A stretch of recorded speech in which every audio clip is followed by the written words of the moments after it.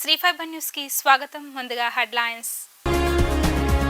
లబ్ధిదారుల ఇళ్లకు వెళ్లి స్వయంగా పెన్షన్లు అందించనున్న ముఖ్యమంత్రి చంద్రబాబు. ఉదయం 6 గంటలకే 7,000 పెన్షన్ ఇవ్వనున్న సీఎం. విజయవాడ ప్రజల సంక్షేమం కొరకు చిత్తశుద్ధితో పనిచేస్తానన్న ఎంపీ కేశినేని శివనాథ్. తనను పార్లమెంట్ సభ్యునిగా గెలిపించేందుకు బుద్ధ వెంకన్న చేసిన కృషి మరువలేనిదని వ్యాఖ్య. నేడు పోలవరం ప్రాజెక్టును సందర్శించనున్న అంతర్జాతీయ నిపుణుల బృందం. ప్రాజెక్టును సందర్శించి నివేదికను ఇవ్వనున్న కమిటీ సభ్యులు. ఏపీలో అధికారంలోకి వచ్చిన కూటమి ప్రభుత్వం ఎన్నికల్లో ఇచ్చిన హామీ మేరకు జూలై నుంచి పెంచిన పెన్షన్లు పంపిణీ చేయనుంది. ఏప్రిల్ నుంచి పెరిగిన పెన్షన్తో కలిపి జూలై 1వ తేదీన 7,000 పెన్షన్ ఇవ్వనున్నారు. సచివాలయ సిబ్బంది పెన్షన్ల ఇళ్లకు వెళ్లి 7,000 అందించనున్నారు. ముఖ్యమంత్రి చంద్రబాబు స్వయంగా లబ్ధిదారులకు ఇళ్లకు వెళ్లి పెన్షన్లు అందించనున్నారు. తాడేపల్లి మండలం పెనుమాకలో జూలై 1వ తేదీన చంద్రబాబు పెన్షన్ల ఇళ్లకు వెళ్లనున్నారు. పెంచిన పెన్షన్లను వారికి తన చేతుల మీదుగా అందించనున్నారు. ఓ సీఎం పెన్షన్ల ఇళ్లకు వెళ్లి పెన్షన్ అందచేయడం దేశంలోనే ఇదే తొలిసారి. ఈ సందర్భంగా సీఎం చంద్రబాబు పెన్షన్ అందించడమే కాకుండా లబ్ధిదారులతో మాట్లాడి వారి సమస్యలు తెలుసుకోనున్నారు. పార్లమెంట్ సభ్యునిగా ఎన్నుకున్న విజయవాడ పార్లమెంట్ ప్రజల సంక్షేమం కొరకు చిత్తశుద్ధితో పనిచేస్తానని కేశినేని చిన్ని పేర్కొన్నారు. మాజీ ఎమ్మెల్సీ బుద్ధ వెంకన్న నేతృత్వంలో కేశినేని చిన్నికి ఆత్మీయ సత్కార కార్యక్రమం ఘనంగా జరిగింది. తనను పార్లమెంట్ సభ్యునిగా గెలిపించేందుకు బుద్ధ వెంకన్న చేసిన కృషి మరువలేనిదని చిన్ని కొనియాడారు. పశ్చిమ నియోజకవర్గం అర్బన్ తెలుగుదేశం పార్టీ కార్యాలయంలో విజయవాడ ఎంపీ కేశినేని శివనాథ్ అలియాస్ చిన్నికి ఆత్మీయ సత్కార కార్యక్రమం శనివారం ఘనంగా జరిగింది. తెలుగుదేశం పార్టీ కార్యకర్తలు, నేతల కష్ట ఫలితమే తన విజయమని కేశినేని శివనాథ్ పేర్కొన్నారు. ప్రజలు తనపై పెట్టుకున్న నమ్మకాన్ని ఒమ్ము కాకుండా చూడవలసిన గురుతర బాధ్యత తనపై ఉందన్నారు. అత్యధిక మెజార్టీ ఇచ్చి పార్లమెంటుకు పంపిన ప్రజలకు సేవ చేసేందుకు తాను నిరంతరం సిద్ధంగా ఉన్నానన్నారు. తన గెలుపు కొరకు బుద్ధ వెంకన్న విశేష కృషి చేశారని, ఆయనకు పార్టీ పరంగా పూర్తి స్థాయిలో న్యాయం చేస్తానన్నారు. నిజమైన కార్యకర్తలకు పదవుల విషయంలో పూర్తి స్థాయిలో న్యాయం చేసేందుకు తన వంతు పాత్ర పోషిస్తానని ఈ సందర్భంగా హామీ ఇచ్చారు. అధికారంలో లేకపోయినా పార్టీని నమ్ముకొని ఉన్న కార్యకర్తలకే న్యాయం చేస్తానన్నారు. వలస నేతలను ప్రస్తుత పరిస్థితుల్లో ప్రోత్సహించవద్దన్నారు. అనంతరం బుద్ధ వెంకన్న మాట్లాడుతూ పదవిని ఆశించకుండా ప్రజాసేవ చేసిన చిన్నిని మరో 2 సార్లు పార్లమెంటుకు ఎంపీ హోదాల పంపే వరకు ఆయన వెన్నంటే పశ్చిమ నియోజకవర్గ కార్యకర్తలు, నాయకులు ఉంటారన్నారు. తాను వద్దన్నప్పటికీ ఎలాంటి లాభాన్ని ఆశించకుండా సుమారు 3 సంవత్సరాలు పేద, బడుగు, బలహీన వర్గాల ప్రజలకు చిన్ని ప్రజాసేవ చేసినందుకే చిన్నికి ప్రజలు అఖండ మెజార్టీని ఇచ్చారన్నారు. మీ అందరి కృషి వల్ల, మీ అందరి కష్టం వల్లే నాది ఈ పదవి. చంద్రబాబు నాయుడు గారు ముఖ్యమంత్రి గారు అయ్యారు. ఆయన దయ వల్ల, అంతేకాకుండా పార్టీ నాయకులు, కార్యకర్తలు అందరూ కలిసి నాకు ఇచ్చిన విజయం. ఇది భారీ విజయం. ఇక్కడి నుంచి ఇప్పుడు దాకా ఒక ఎత్తు, ఇప్పటి నుంచి నా బాధ్యతలు బాగా పెరిగిపోయినాయి. ముఖ్యంగా ఇక్కడ నా కోసం కష్టపడిన వారు ముందుగా వెంకన్న గారికి కానీ, మేరా గారికి కానీ, లేకపోతే తర్వాత పట్టాభి గారికి కానీ మనం చాలా చాలా రుణపడి ఉన్నాను. తప్పకుండా వాళ్ళు మంచి పదవులు వచ్చే విధంగా నా యొక్క శక్తినంతా వినియోగించి కృషి చేస్తానని మీ అందరి ముందు మాటిస్తున్నాను. రెండోది, అసలు వెంకన్న గారి గురించి నేను కష్టపడాల్సిన పని లేదు. ఆయన అట్టగా చంద్రబాబు నాయుడు గారి దృష్టిలో ఆయన కుడిపాదం లాంటి వ్యక్తి. కానీ నేను కూడా ఉడత భక్తిగా నేను కూడా ఏదో ఉన్న సార్ దగ్గరికి వెళ్ళినప్పుడు తప్పకుండా చేస్తాను. అట్లాగే మీరా గారి విషయంలో కూడా అందరూ, ఆయనకు కూడా లోకేష్ గారు అంతకుముందు ఒక మాట చెప్పారు, తప్పకుండా 1 టౌన్ విజయం సాధించారండి, నేను తర్వాత మాట్లాడతాను మీ విషయం అని చెప్పారు. తప్పకుండా ఇద్దరికి, అంతేకాకుండా 2 సార్లు దాడులు ఎదుర్కొని, అంటే వెంకన్న గారు అంటే రోజు ఏదో ఇదే ఉంటుంది, కానీ 2 సార్లు ఇంట్లో పాల్గొట్టించుకున్న.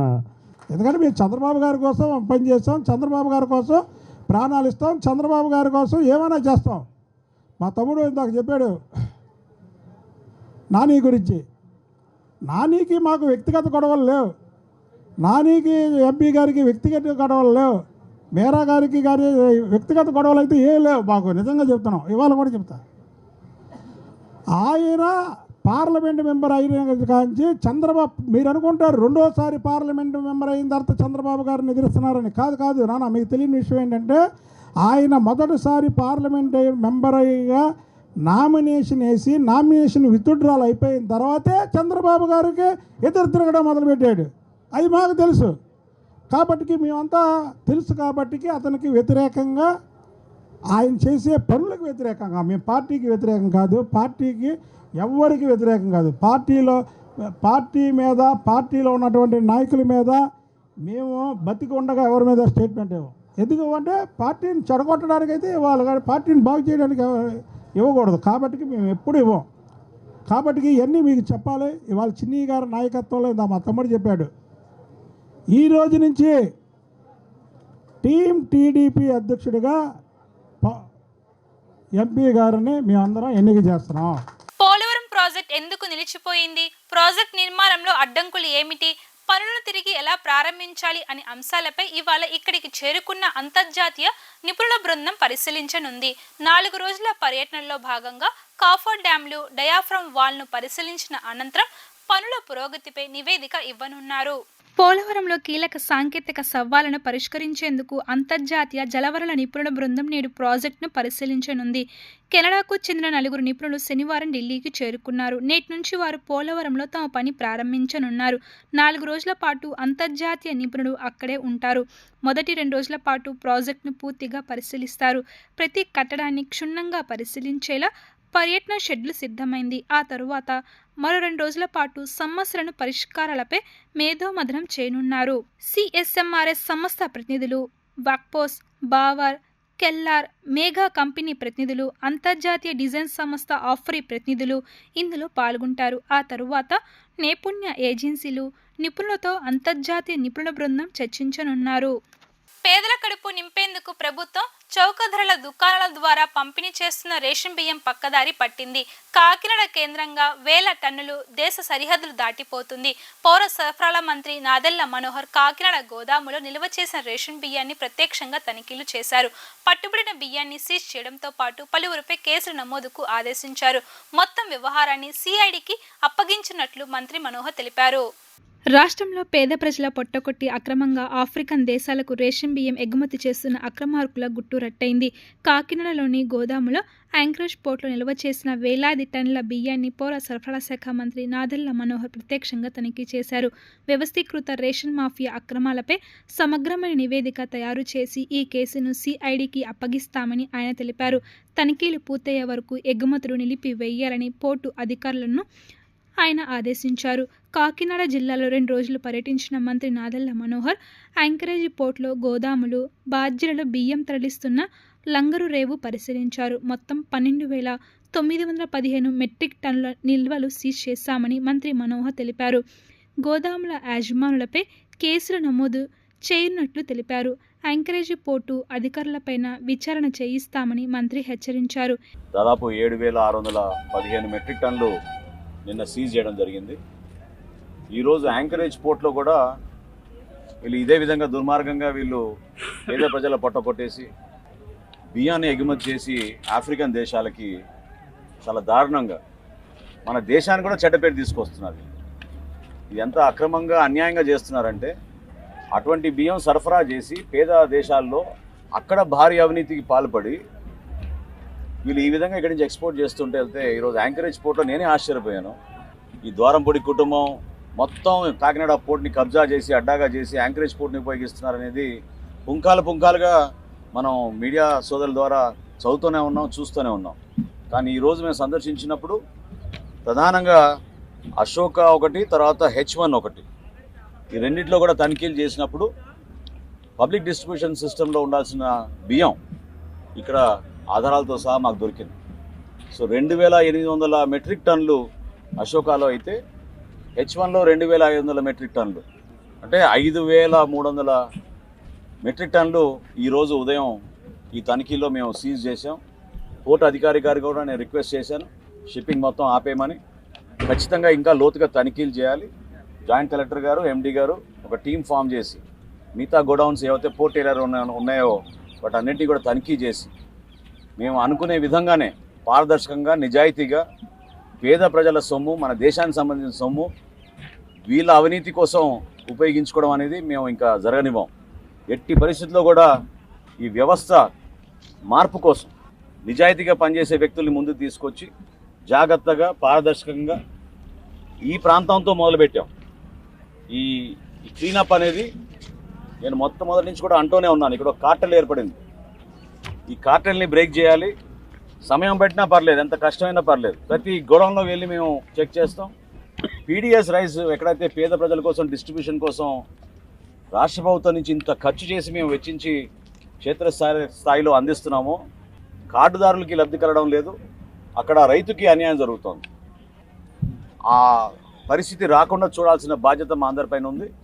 ఖచ్చితంగా నెక్స్ట్ ట్రిప్లో నేను వచ్చేటప్పటికి ఈ ఏరియా మొత్తం క్లీనప్ చేసి యాంకరేజ్ పోర్ట్ కూడా డైరెక్ట్గా వెళ్ళి సందర్శించి ఇంకా తీసుకోవాల్సిన సమాచారం తీసుకుంటున్నాం.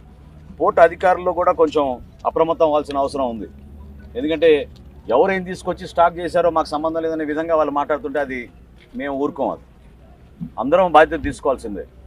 సో అధికార యంత్రాంగం అంటే అందరం సమిష్టిగా ప్రభుత్వం నుంచి ప్రతి డిపార్ట్మెంట్ కూడా దీంట్లో బాధ్యత తీసుకోవాలి.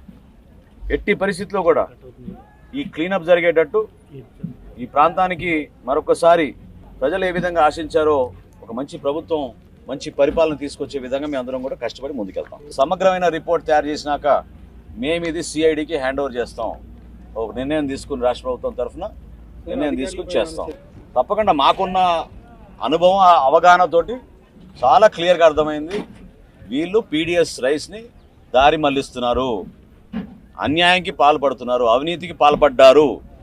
100% వీళ్ళపైన క్రిమినల్ కేసెస్ పెట్టి ముందుకెళ్తారు. పత్రికా రంగంలో విప్లవాత్మకమైన మార్పులు తీసుకువచ్చి ప్రజలకు సమాచారాన్ని వేగంగా అందించడంలో స్వర్గీయ రామోజీరావు కీలక పాత్ర పోషించారని రైతు సంఘాల సమన్వయ సమితి రాష్ట్ర కన్వీనర్ వడ్డే శోభనాథేశ్వరరావు అన్నారు. వ్యవసాయ రంగంలోని అన్ని అంశాలకు సంబంధించిన సమగ్ర సమాచారాన్ని రైతులకు అందించేందుకు అన్నదాత పత్రిక సహా రాష్ట్ర ప్రజలకు వార్తాపత్రికల్లో భవిష్యత్ దర్శిని పేరిట ఎడిటోరియల్స్ అందించిన ఘనత రామోజీరావుది అన్నారు. అఖిల భారత కిసాన్ సభ జాతీయ కార్యదర్శి అతుల్ కుమార్ అంజన్ రైతు సమస్యలపై అనేక పోరాటాలు చేశారని రైతు సంఘాల సమన్వయ సమితి రాష్ట్ర కన్వీనర్ వడ్డే శోభనాథేశ్వర అన్నారు. రామోజీరావు అతుల్ కుమార్ల మరణం దేశ రాష్ట్ర ప్రజలకు తీరని లోటు అన్నారు. విజయవాడ ప్రెస్ క్లబ్లో నిర్వహించిన రైతు సంఘాల సమన్వయ సమితి సమావేశంలో రామోజీ సంస్థల అధినేత రామోజీరావు, అఖిల భారత కిసాన్ సభ జాతీయ ప్రధాన కార్యదర్శి అతుల్ కుమార్ అంజన్ చిత్రపటాలకు పూలమాల వేసి రైతు సంఘాల నాయకులు నివాళులు అర్పించారు. అనంతరం వారు మాట్లాడుతూ జూలై మాసంలో ఢిల్లీలో జరగబోయే కిసాన్ సంఘర్ష కోఆర్డినేషన్ కమిటీ సమావేశానికి రాష్ట్రం నుంచి అన్ని రైతు సంఘాల నాయకులు హాజరవుతారు అన్నారు. సమావేశంలో ప్రధానంగా స్వామినాథన్ కమిషన్ సిఫారసుల అమలు, పంటలకు కనీస మద్దతు ధరలు వంటి ఇతర సమస్యలను చర్చించి సమస్యల పరిష్కారానికి తీసుకోవాల్సిన చర్యలపై భవిష్యత్తు కార్యాచరణ రూపొందిస్తామన్నారు. ఈనాడు పత్రికాధిపతి చెరుకూరు రామోజీరావు గారికి, అట్లాగే ఆల్ ఇండియా కిసాన్ సభ జనరల్ సెక్రటరీగా చేసినటువంటి గౌరవ రాజ్యసభ సభ్యుడు, స్వామినాథన్ కమిషన్లో ఒక సభ్యునిగా ఉండి రైతాంగానికి ఉపయోగపడే అనేకమైన విలువైన సూచనల్ని, అట్లాగే భారతదేశంలో వ్యవసాయ సంక్షోభాన్ని అధిగమించడానికి తీసుకొనవలసినటువంటి నిర్ణయాల గురించి చక్కని సహకారం అందించినటువంటి సోదరులు అతుల్ కుమార్ అంజన్ గారు ఈ మధ్యనే స్వర్గస్థులైనందున వారికి, అట్లాగే మన ఆంధ్రప్రదేశ్ రాష్ట్రంలో ఇరిగేషన్ రంగంలో ప్రత్యేకించి చాలా కృషి చేసినటువంటి రైతు నాయకుడు ఎర్నేని నాగేంద్రనాథ్ గారు, అట్లాగే ఆయన సతీమణి ఎర్నేని సీతాదేవిలో కూడా విద్యాశాఖ మంత్రిగా ఉండి ఆ విద్యాశాఖలో కొన్ని మంచి నిర్ణయాలు తీసుకున్నటువంటి వ్యక్తి, వారికి నివాళులు అర్పించడం జరిగింది ముందుగా. ఆ తర్వాత జూలై 10వ తారీఖున న్యూఢిల్లీలో హరికిషన్ సింగ్ సుర్జిత్ భవన్లో జరగబోయేటటువంటి సంయుక్త కిసాన్ మోర్చా జనరల్ బాడీ సమావేశానికి మన ఆంధ్రప్రదేశ్ రైతు సంఘాల సమన్వయ సమితిలో భాగస్వాములుగా ఉంటూ దీర్ఘకాలంగా రైతాంగానికి సంబంధించిన సమస్యల మీద కృషి చేస్తూ ఉన్నటువంటి సంఘాల నుంచి ప్రతినిధులు హాజరయ్యే విషయం గురించి చర్చించుకోవటం జరిగింది. అట్లాగే ఆ సమావేశంలో అందులో ఉన్నటువంటి ఎజెండాలను అనుసరించి అక్కడ దాంట్లో సమాచారాన్ని ఇస్తూ ప్రత్యేకంగా రైతాంగానికి సంబంధించిన ప్రధానమైన సమస్యలు దాదాపుగా all India Kisan Sangharsh coordination committee 2018 నుంచి 96 సంవత్సరాల చరిత్ర కలిగిన బ్యాంక్ ఏదైనా ఉందంటే అది కేవలం Vijayawada Gandhi cooperative urban bank limited అని బ్యాంక్ చైర్మన్ వేమూరి వెంకట్రావు తెలిపారు. 1200 కోట్ల పైన టర్నోవర్తో తమ బ్యాంక్ ఎంతో మంది కస్టమర్స్ మనలు పొందుతూ ముందుకు సాగుతుందని వెల్లడించారు. రాజకీయాలకు ఎటువంటి పార్టీలకు మా బ్యాంకు సంబంధాలు లేవని స్పష్టం చేశారు. తమ బ్యాంక్పై అవాస్తవ వార్తలు ప్రచారం చేస్తున్నారని దీనిని మేము తీవ్రంగా చింతిస్తున్నామన్నారు. ఇలాంటి వార్తలపై మా కస్టమర్స్ ఆందోళన చెందుతున్నారని వచ్చిన వార్తలను పూర్తిగా ఖండిస్తున్నామన్నారు. 400 కోట్ల అక్రమాలు జరిగాయని వార్త ప్రచురితం చేస్తున్నారని పట్టమట బ్రాంచ్లో ఎటువంటి అవకతవకలు జరగలేదని స్పష్టం చేశారు. సత్యాలను అసత్యాలుగా చూపిస్తూ అసత్యాలని మెయిన్ హెడ్డింగ్గా పెట్టి లేని ఆధారాలు లేని ఆరోపణలతో మా మీద ఇలాగా బురద చల్లడం అనేది మంచిది కాదు. ముందు బ్యాంక్ యొక్క పరిస్థితులు అవగాహన చేసుకొని బ్యాంక్ ఏ స్థితిలో ఉన్నది తెలుసుకొని ఆ ప్రకటనలు ఇచ్చుకుంటే బాగుండేది. కానీ అట్లా కాకుండా ఒక అసమనమైనటువంటి తప్పుడు ప్రచారాలతో మాకు ఈ వార్త రావడం వల్ల మాకు వ్యాపారానికి మా చరిత్రకి నష్టం కలిగించే విధంగా ఉందని చెప్పి నేను మనవి చేసుకుంటున్నాను. సుమారుగా 96 సంవత్సరాలు అయింది ఈ బ్యాంకు స్థాపించి. 1928లో ఈ బ్యాంకు స్థాపించాం. మా పూర్వీకులు స్థాపించినటువంటి బ్యాంకు చిన్న పెంకిటిల్లో స్థాపించి ఈరోజు 2 పెద్ద భవనాలు, సొంత భవనాలు, 2 సొంత స్థలాలు, Nuzvid Hanuman junction, head office Singanagaram, 2 సొంత భవనాలు. ఇంత ప్రజలకు అభిమానం సంపాదించినటువంటి ఈ బ్యాంక్ చరిత్ర మీద ఈ విధంగా తెలియక రాయటం అనేది శోచనీయమైనటువంటి విషయం. ఉదాహరణకి ఒక ఆరోపణ ఈనాళ్ళు వచ్చింది. అదేంటంటే 4 కోట్ల రూపాయలు ఏదో మిస్లీడ్ చేశారని పటమట లంకలో ఏదో ఎన్నికల్లో వైఎస్ఆర్ పార్టీకి ఇంకో పార్టీకి ఇంకేదో మేము ఏదో అనామతిగా పంపించామని చెప్పి పటమట బ్రాంచ్లో జరిగిందని చెప్పి ఒక ఆరోపణ చేశారండి. అది అసత్యం. పత్రికల్లో అవాస్తవాలు ఇచ్చేస్తా అంటే మా యొక్క సభ్యులు డిపాజిట్లలో ఆందోళన చెందుతున్నారనే ఉద్దేశంతో వివరణ ఇవ్వాలని ఈ రోజున మీ అందరినీ పిలవటం జరిగింది. ఈ పేపర్లో వచ్చినట్టు వార్తల్ని ఖండిస్తూ ముందు ఏదైనా ఒక మంచి విలువలు కలిగి ఇదయ్యి నడిచేటటువంటి సంస్థ గురించి ఏదైనా రాసేటప్పుడు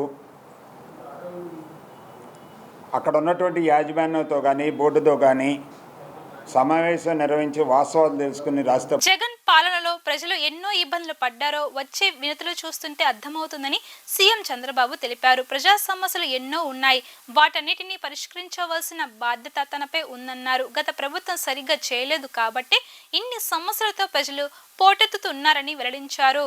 5 ఏళ్లు ప్రజలు ఎన్నో ఇబ్బందులు పడ్డారో వచ్చే విజ్ఞాపనలు చూస్తే అర్థమవుతుందని సీఎం చంద్రబాబు అన్నారు. పార్టీ కేంద్ర కార్యాలయం ఎన్టీఆర్ భవన్లో ముఖ్యమంత్రి చంద్రబాబుకు వినతులు వెల్లువెత్తుతున్నాయి. భారీగా తరలివచ్చిన కార్యకర్తలతో పార్టీ కార్యాలయం కిక్కరేసింది. వచ్చిన కార్యకర్తలు, శ్రేణులు, వివిధ వర్గాల నుంచి ముఖ్యమంత్రి చంద్రబాబు వినతులు స్వీకరించారు. వినతులు స్వీకరించిన అనంతరం తనను కలిసిన మీడియా ప్రతినిధులతో ముచ్చటించారు. ప్రజా సమస్యలను ఎన్నో ఉన్నాయి, వాటన్నింటినీ పరిష్కరించవలసిన బాధ్యత తనపై ఉందని తెలిపారు. గత ప్రభుత్వం సరిగ్గా చేయలేదు కాబట్టి ఇన్ని సమస్యలతో ప్రజలు పోటెత్తుతున్నారని, వీరందరి ఇబ్బందులు చూస్తుంటే ఎంతో బాధనిస్తుందని తెలిపారు. ప్రజా సమస్యల పరిష్కారానికి త్వరలోనే ఓ ప్రత్యేక వేదిక ఏర్పాటు చేస్తానని అన్నారు. పార్టీ కార్యాలయంలో కూడా ప్రజా సమస్యలు గుర్తించి వాటికి సత్వర పరిష్కారం లభించేలా వచ్చే వారం నుంచి చర్యలు చేపడతామని చంద్రబాబు హామీ ఇచ్చారు. వివిధ వర్గాల నుంచి వచ్చిన అనేక విజ్ఞాపనలు సీఎం స్వీకరించారు. చెమటతో తడిచిపోతూ కూడా ప్రజా వినతులు తీసుకునేందుకు చంద్రబాబు ఎక్కువ సమయం కేటాయించారు. గత 5 ఏళ్లు జగన్ ప్రభుత్వం దెబ్బతిన్న రహదారుల గుంతలు కూడా పూడ్చలేదని ఆగ్రహం వ్యక్తం చేశారు. ఇప్పుడు వర్షాకాలం ప్రారంభం అవడంతో దెబ్బతిన్న రహదారులతో ప్రజలు నరకం చూస్తున్నారని అన్నారు. మరికొద్ది రోజుల్లో దెబ్బతిన్న రహదారులు గుంతలు పూడ్చే కార్యక్రమం కూడా వెంటనే చేపడతామని సీఎం చంద్రబాబు తెలిపారు. వైసీపీ ప్రభుత్వం చేసిన రివర్స్ టెండరింగ్ కారణంగా పోలవరం ప్రాజెక్టుకు తీవ్ర నష్టం వాటిల్లిందని బీజేపీ అధికార ప్రతినిధి లంక దినకర్ అన్నారు. సీఎం చంద్రబాబు పోలవరంపై శ్వేతపత్రం విడుదల చేయడం వల్ల వాస్తవాలు బహిర్గతం అయ్యాయని తెలిపారు. 2019 ముందు 70% పనులు పూర్తయ్యాయని, కానీ జగన్ పాలనలో 10% పనులు కూడా పూర్తి కాలేదన్నారు. 4 సంవత్సరాలు యుద్ధ ప్రతిపాదికన పనులు చేసిన పోలవరం ప్రాజెక్టు పూర్తి కాని పరిస్థితి ఏర్పడిందన్నారు. పోలవరం ప్రాజెక్టుపై సీఎం చంద్రబాబు శ్వేతపత్రం విడుదల చేయడం వల్ల వాస్తవాలు బహిర్గతం అయ్యాయని బీజేపీ రాష్ట్ర ప్రధాన అధికార ప్రతినిధి లంక దినకర్ అన్నారు. పోలవరం ప్రాజెక్టు ఆంధ్రప్రదేశ్ జీవనాడి అని పేర్కొన్నారు. ఏపీ పునర్వ్యవస్థీకరణ చట్టంలోని సెక్షన్ 90 ప్రకారం పోలవరం నీటిపారుదల ప్రాజెక్టు జాతీయ ప్రాజెక్టుగా పరిగణించారని అన్నారు. కేంద్ర ప్రభుత్వ సహకారంతో ఈ ప్రాజెక్టు 2019కి ముందు మొత్తం 72% వరకు పూర్తి అయిందని తెలిపారు. ఈ ప్రాజెక్టుని జాతీయ ప్రాజెక్టుగా గుర్తించిన తరువాత ఇప్పటి వరకు కేంద్ర ప్రభుత్వం విడుదల చేసిన మొత్తం నిధులు 14,418.39 కోట్ల రూపాయలని తెలిపారు. పోలవరం ప్రాజెక్టుకి సంబంధించి రివర్స్ టెండరింగ్ అంటూ ప్రాజెక్టు వ్యయం తగ్గిస్తామని చెప్పి నమ్మబలికి ఆ రివర్స్ టెండరింగ్ తీసుకున్న తర్వాత ఈరోజు ప్రాజెక్టు వ్యయం తగ్గపోగా 33% దాదాపు నిన్న శ్వేతపత్రం ఏదైతే విడుదల చేశారో రాష్ట్ర ముఖ్యమంత్రి గారు 33% దాకా దాదాపు ప్రాజెక్టు వ్యయం పెరుగుదల కనబడుతున్నటువంటి పరిస్థితి మనం చూస్తూ ఉన్నాము. ఒక్కసారి మనం చూస్తే వైఎస్ జగన్మోహన్ రెడ్డి గారి నేతృత్వంలోని వైకాపా ప్రభుత్వం రివర్స్ టెండరింగ్ అనేటటువంటి మంత్రం కారణంగా తీవ్రమైనటువంటి ఆలస్యం, ప్రాజెక్టు పూర్తి చేయడంలో తీవ్రమైన ఆలస్యం అవటమే కాదు, చాలా నష్టం కూడా జరిగింది.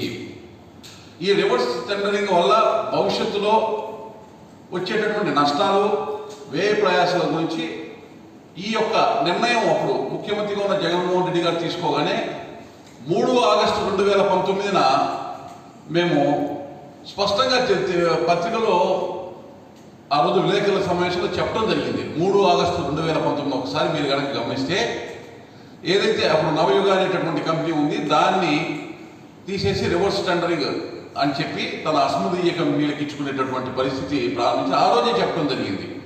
ఈ పోలవరం ప్రాజెక్టు భవిష్యత్తు ఏంటి అనేటటువంటిది 3 ఆగస్టు 2019న స్పష్టంగా termination of the existing contractor Navayuga from execution of the Polavaram project work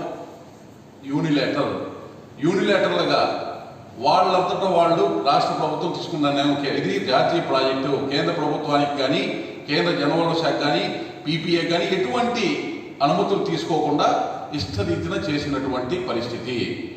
దీని కారణంగా ఏమవుతుందని కూడా ఆ రోజు చెప్పడం జరిగింది. Any change to the Polavaram project should not result in increase in it's cost.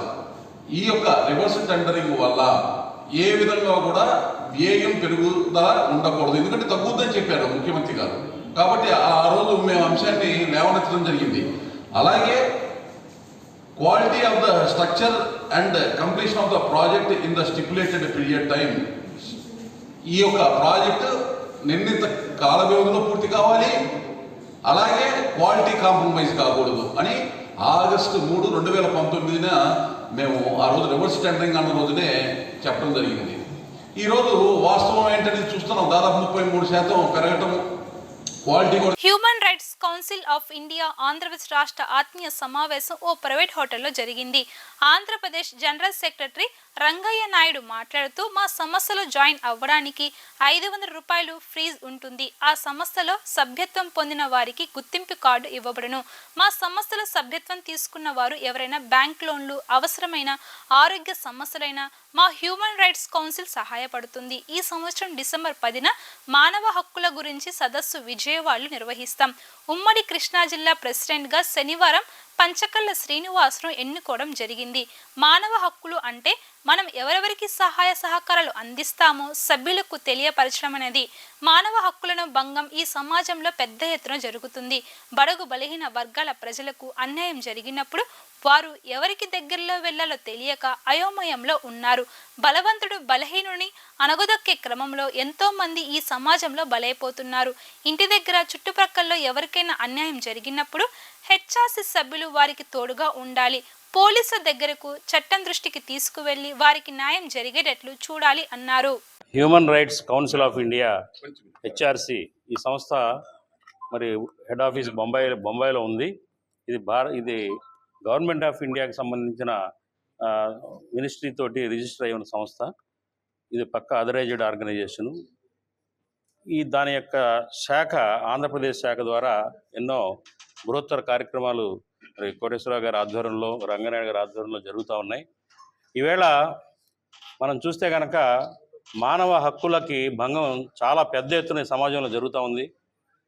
ముఖ్యంగా ఏంటంటే బడుగు బలహీన వర్గాలు వాళ్ళకి ఏదైనా అన్యాయం జరిగితే ఎవరి దగ్గరికి వెళ్ళాలి, ఎవరికి చెప్పుకోవాలి, తమకు న్యాయం చేసేవాళ్ళు ఎవరు అని దిక్కులు చూస్తున్న పరిస్థితుల్లో బలవంతుడు బలహీనుని అణగదొక్కే ఈ సమాజంలో వాళ్ళ యొక్క ఆక్రందనల్ని వినేవాళ్ళు లేక, వాళ్ళకి తోడ్పాటు ఇచ్చేవాళ్ళు లేక మన చుట్టూ ఉన్న సమాజంలో ఎంతోమంది